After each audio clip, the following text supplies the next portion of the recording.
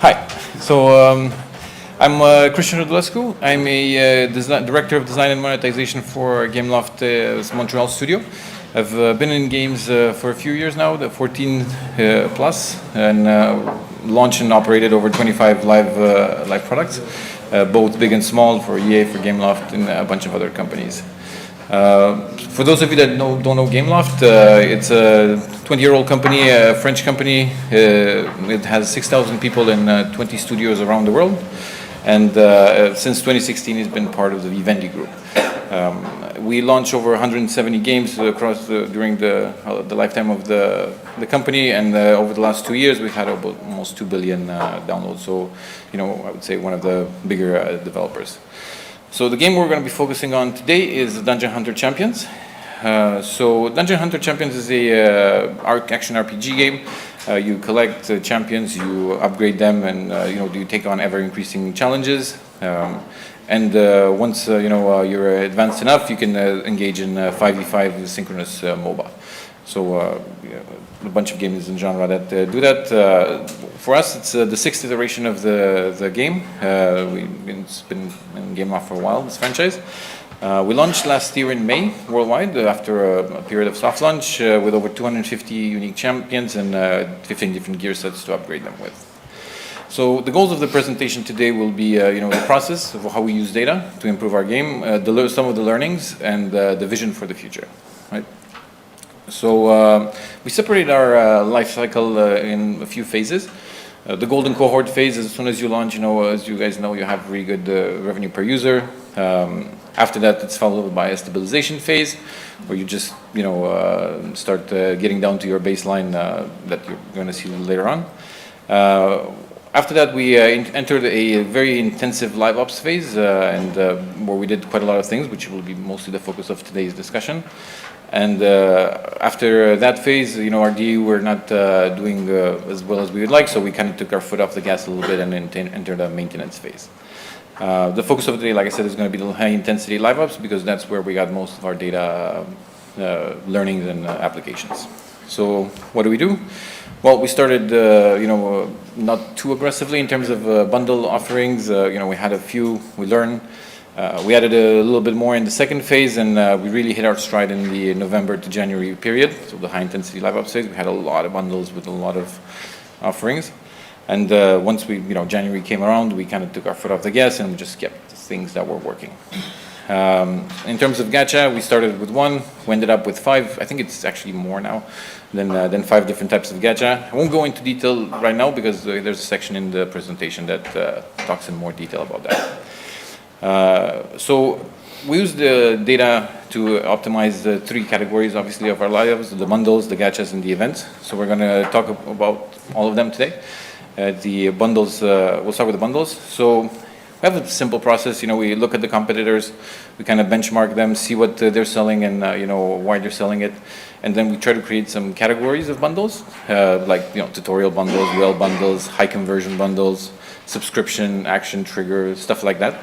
And then we take our game, the economy, what we're offering, and we're trying to fit in those particular categories, right? We have to start somewhere, and we feel that's a safer bet than just wild guessing it.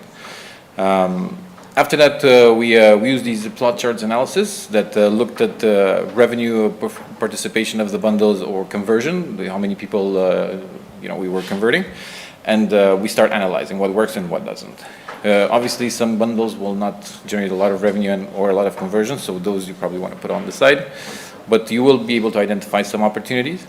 And for us, we had 3 areas that we kind of focused on. So the high revenue bundles, so these are whale offers in particular, high conversion bundles, so ones that converted a lot of players, and the balanced offers, they were a mix between the 2. So in terms of the high revenue offers, we had the bundles of $100 and above.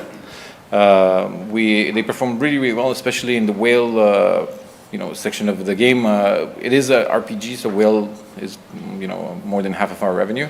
Whales are more than half of our revenue. So whenever we were running these particular bundles, we saw a good increase in revenue, and it was not cannibalizing on other forms. So we found that quite interesting. It was all incremental, and for some of our bundles, it actually participated at 50 50% of our daily revenue. So, I would say they were quite successful, and we try to double down as much as possible on these kind of offerings. The second type of offers were the high conversion ones. So very low tier price. Normally you don't see these in RPGs, but we tried it and it worked really well for us. So these bundles are actually designed to get a lot of paying active users, right? So we saw quite a lot of good success. Like whenever we were running one of these, we were generating a lot of new paying users into the double digits daily conversions actually. So that was quite good. You don't make a lot of money with these, but you do create new paying users that can then reconvert at a pretty high percentage, and the lifetime value were $20 or even above that, for these converted users. So definitely something that we're going to try again in our future games.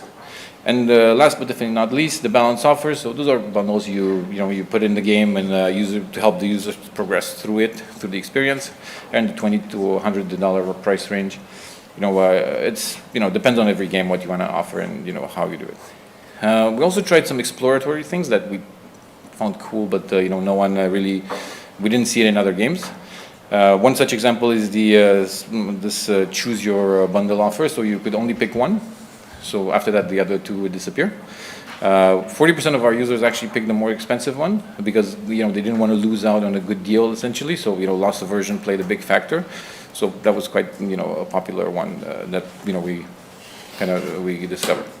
So when it comes to using data for bundles, we looked at revenue generation, at audience, like who was buying these things, upselling them, can we upsell to higher packs, cross-selling them, just the basic conversion, right? That's also an important one.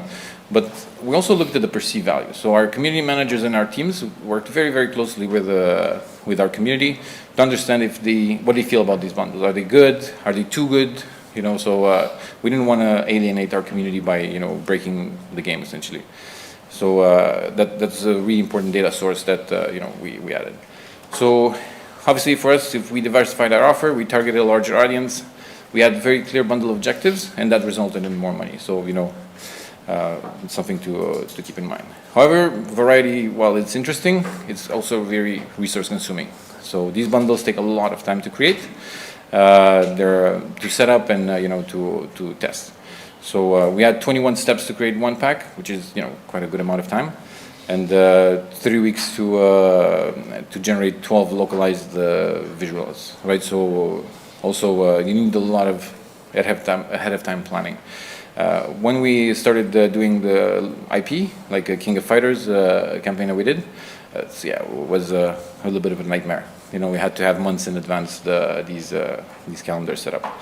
So one of the things we did, and obviously all companies do it differently, we generated this tool where the creative would just create itself inside the game. The assets were already in there, so we just told it, okay, you just pick those 5 things. It created itself with the localized version, so we shaved a few steps, and it was quite good for us. The second part of our journey is going to be around the gachas.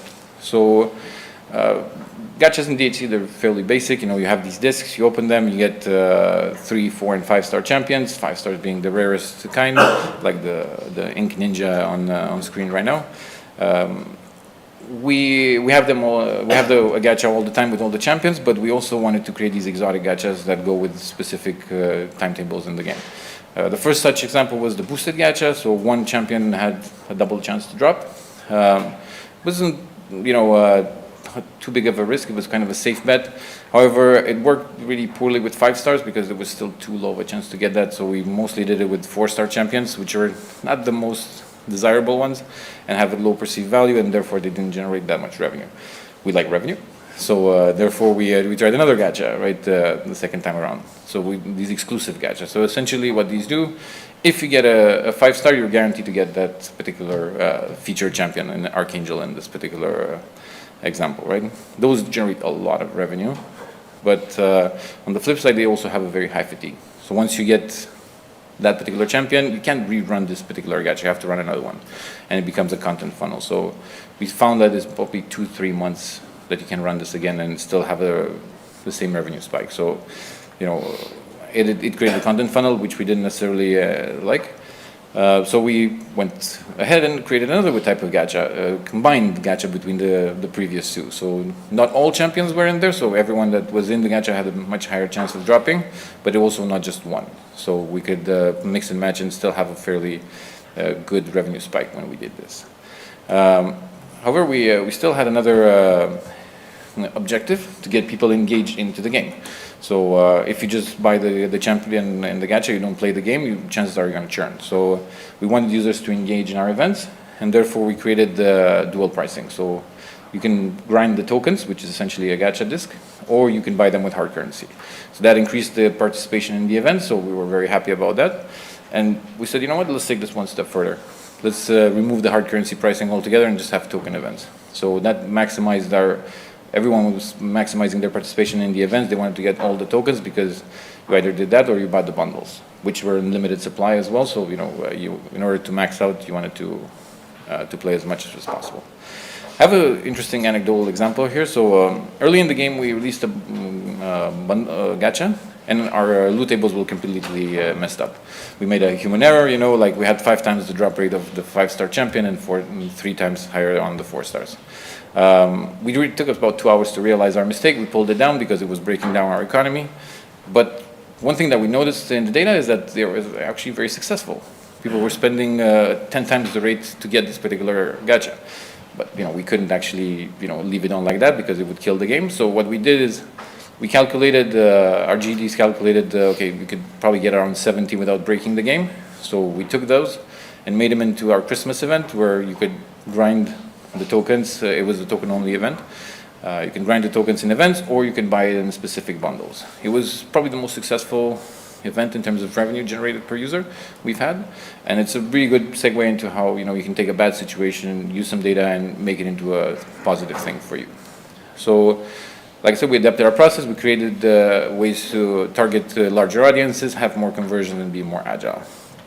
However, bundles and gachas, they shouldn't be offered really without a context. And how do you get context? Well, with events, which segues into the third part of the presentation. Well, events drive motivation because they run over a limited period of time, and they generate an urgency to buy through that. So it really brings it all together. In DHC, our events were fairly simple, so you had to do a specific mechanic, either play a game mode or like spend some gold or open some gachas. That earned you points, and those points you accumulated, and you passed these milestones, and you got rewards. So it's fairly standard events structure. However, we did want to use a lot of data to balance out these events. So we looked at things like participation rate, like user repartition, by level, by spending type. Completion rates by level, by how many days it takes, what levels the users are at. So we try to be as scientific as possible about maximizing the effect of these events. So data was key again. We use data to balance our rewards, our difficulty, rating our gachas. Like are they interesting? Are they buying or not buying? Who's playing this, and if the mechanics are good or if we need to get new mechanics. So we use data to adjust our event's difficulty because you never know if it's too easy or too hard, right? So one such example is this heat map. So on the horizontal line you have the milestone, and 12 being the last milestone. So you want people to finish the event; they'll be on the 12th milestone. And on the vertical axis is the number of days it takes to get there. So on the left-hand side, you can see that there's a lot of players that are able to reach the end of the event from day 1 to day 20. On the left-hand side, it's only in the last day that they're able to finish. So what we found that the healthy one is the one where users are able to actually grind their way through the event. Obviously, advanced players will finish faster than the more, than the regular players. But if no one finishes until the last day, you're probably having a little bit of a problem there. The black dot is just people that didn't participate at all. Like they get stuck in the first 2 milestones. Also, you want to look at walls, like progression walls, right? Because that's indicating usually if the game is too hard or not. We have 2 examples here of events that we ran in the game, the gold spending event and summoning event. So we identified walls in them, but here's the funny thing, like with data, like it can be very misleading sometimes. So you have to really deep dive and have a data team that understands the game really well. Otherwise, you might draw very bad conclusions. So I'll take the example of the gold spending event. So we saw a lot of people getting stuck at milestone 2, That's the pink one right there. So in this particular event, you have to spend gold. And if you spend gold, you get points, and then, with the points, you get the rewards. So a lot of people were not passing milestone 2, despite being quite easy. So we were like, what's going on? So we looked at the event itself. The milestone 2 was very bad. The reward was very bad. So it was disincentivizing the users to participate, and, it hurt us. It would hurt us in the long run. So we tried a different reward for the second milestone. That wall completely disappeared. And, that was, let's say, a good call in the end. In the case of the summoning event, you had to open gachas. If you get a 3-star, you get a number of points. You get a 5-star, you get significantly more points. So we saw this bumped at level 6. I'm like, what's going on there? So nothing made sense in our analysis, and until we looked at how many gachas they were opening. So we found that the people at level 6, they were opening as many gachas as the people at level 1 and 2, which were not really participating. So what ended up happening, they were just getting lucky. They would get like a 4-star or a 5-star champion. They were not engaged in the event, but they would just jump start to level 6. So it wasn't really a wall. It was just more of a occurrence because of the design of the game. So therefore we said, like, this is lucky non-participants. There's really nothing to do here, right? There's no problem to fix. So 2 different examples, 2 different walls. Well, different conclusions based on understanding your game. Lastly, like you can see, there's the milestone 12 is people that finish. So we looked at that, and we saw that almost 50% of our users were finishing the gold spending event, and we're like, well, that's a little bit much, because you don't engage your players until the end of the event. You're decreasing the chances of spend, so that's not necessarily what we want. So what we did is just simply added more milestones. It's not the most scientific way to fix the problem, but it did actually help us increase our engagement over time, and the amount of money that these events were making. So sometimes simple solutions, I would say, work just as well. We also try to play with the feeling of completion, right? So we had one event for everyone, so it was very hard sometimes for your early game users and very easy for late game users. So what we ended up, we built another mechanic where the early users would be able to completely do a line in the bingo example here. You can see that there's 4 lines. The first line is easy, the last line is extremely hard. So everyone just picked the line that they felt more comfortable with, and they just went with it. Endgame users being able to finish everything and get the final reward. So, it was a feeling of completion, but, still a nice separation between the type of player that was engaging in it. So, like I said, we use data to better understand the events mechanic, and, this is pretty much, the three types of plays in the LiveOps. Let's talk a bit about the vision for the future as well, because we want to take these learnings and apply them to future games, right? So obviously we realize players are different. That was one of the key takeaways, in DHC. Like, they're different on the way they play, how much they interact, how much they spend. So it's very hard to find a one-size-fits-all solution. So in one of our next games that we're working on in Montreal, it's called Card Legends. It's a tycoon where you build cards and then you race them, and you upgrade them, and you do all sorts of collecting and stuff like that. We started early. We said, let's try to define some personas. So we saw that there's people that just love cars. They just want to collect, right? There's the tycoon players that they just love efficiency. They see a problem. It's like, I wanna fix it. And then there's racing fans. They would just want to beat other players in racing. So we identified motivations for these 3 personas: collecting of cars, efficiency, maximization for tycoons, and just competition for racing. And we said, let's make the main events for everyone. So we merged the 3 motivations into one. We give them enough meat to be engaged for 7 to 14 days. But what if we do some smaller events as well that target the specific motivations of these 3 personas? So you can get them a card to collect, specific orders to fill, or a tournament like I said. So what we generally expect to see, because this is what we see in all of our games right now, there's a good engagement in the beginning of the event and a good engagement at the end of the event. But in the middle, you see a inverted bell curve, right? So for us, this is an opportunity. We said, let's take these smaller persona events and just put them in there and see if we can drive up the engagement, to a level that's a lot more interesting, throughout the lifetime of the event, right? The way we're going to do it, either all at once or just one at a time, that remains to be seen. But there's an opportunity there for sure. Last but not least, we want to deploy a bit more machine learning in our project. So we have a team of data analysts and scientists working on some machine learning algorithms to predict churn. Right, so we have indicators, we have some markers that we look at, and then we assign a churn probability. So once a user is flagged, it's probably going to churn. We have a few tools that we would like to deploy to make sure that they get re-engaged into the game, and those are usually like either you find a new project that they get motivated by, or a new custom event like the ones we discussed earlier. They're easy for us to trigger because they're already in the game, so we can technically do it really fast. A new project means you get a new car, you get upgrading, you're going to do some racing, and a new custom event is like here's some things you need to be doing, and you get some interesting rewards at the end. So yeah, we'll see if it works. Obviously, we didn't deploy it yet, but it's something that we're really looking forward to. So in closing, again, try as many things as possible. See see what works for you. Fail often, but make sure to always learn. Essentially, right? So I think we have time for a couple of questions. Hi. When you transitioned from the growth stage of your LiveOps to the regulated stage, how did you decide how many events you were continuing to release, having gone from doing, say, 4 a week to doing 1 or 2? So it's a good question. You just have to see which ones are working, which ones are not. Again, there's a lot of effort, and sometimes more does not necessarily equal more engagement. Like you look at your session length. Okay, you do 3 events, same session length as with 2 events. Well, maybe just do 2 because it's less time consumption, right? So maybe you want to put 6, and it just keeps going up and up and up, and yeah, then try to find that cap, that limit, where you start seeing an like inverted, let's say, amount of session lengths, right?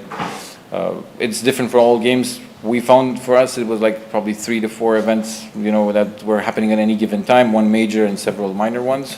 But it's an RPG, so players play very differently than, let's say, something like I don't know, Candy Crush or a tycoon game maybe. So you should try, and see where the numbers start moving up or down. A/B testing really helps, right? Yeah. Every time, once in a while, it helps. Yeah. Hi, and thanks for that. It was really interesting. Just a question around your bundles. You said a lot of the bundles that you didn't actually have an effect like your standard IAP revenue. Have you had many situations where having too many bundles or the different types of bundles has affected your like baseline IAP revenue? And what do you do when you're designing new bundles to make sure that doesn't? You mean in a negative way? Yes. Okay. So we didn't really see it, but what we did realize, especially in the Christmas period where we were kind of doing a little bit too many bundles, probably, they were starting to compete with each other for visibility. So they were starting to not work very well. Like the $2 bundle didn't work very well in the New Year's event because there were so many other bundles that were competing for the user's attention. You can't just like show 20 pop-ups for a player, right? So we didn't necessarily see a decrease in revenue, but we did see a diminishing return for specific types of bundles, right? So we found like the sweet number for us. I don't remember exactly what it was, but after that point, we're like, what? Let's not have the same time more than 5 or 10 bundles, but not really in a negative way. Like I would say, just weren't doing so well as we would have liked them to. So I got a question for you. Yeah, that's always good, right? So when you are actually in your campaign manager and you look at your calendar, and so how do you come to your decision? So you talk about like the data. So you took the inputs of the community. So how do you ponderate your choices as part of what you're going to do in the future? So we want to have a few safe bets that we do like every month, just to ensure our baseline revenues. And then a few wild bets, right? So we pepper in the events that we know what already they're confirmed is working, and then we fill in the spots with either tests or events that we know work but not as good as the primary ones, and then a few wild ideas, right? That we brainstorm as a team, and it's like, okay, what else should we do? Or actually, We did have this thing called the experts team, where we engage with like the most advanced players in the game, and we kind of brainstorm together with them as well. And a lot of very interesting things actually came with it. So do you actually bring the players in your studio? Not all the time, but like we did in this particular case. But we talked very, very often with them. Like we had Discord channels where we would talk to them like on a regular basis. You know, they would give us feedback on future events and help us pre-balance essentially the events before they even go live. So they play the game more than anyone else, really. Right? They were like 8 hours, 10 hours a day, guys. So, you know, it doesn't get much better than that, the feedback. So, you know. So it's a service, right? So when when you're offering a service, you have to get into the head of the people who are buying your stuff. So do it as much as possible. Yeah. And look, they were getting no benefits from doing this. They were just doing it because, you know, they wanted to participate and, you know, they wanted to be part of the group essentially, right? So it was pretty a free service that brought a lot of value to us. So, you know, we're very thankful for them. Revenue is great. Thank you so much. Thank you.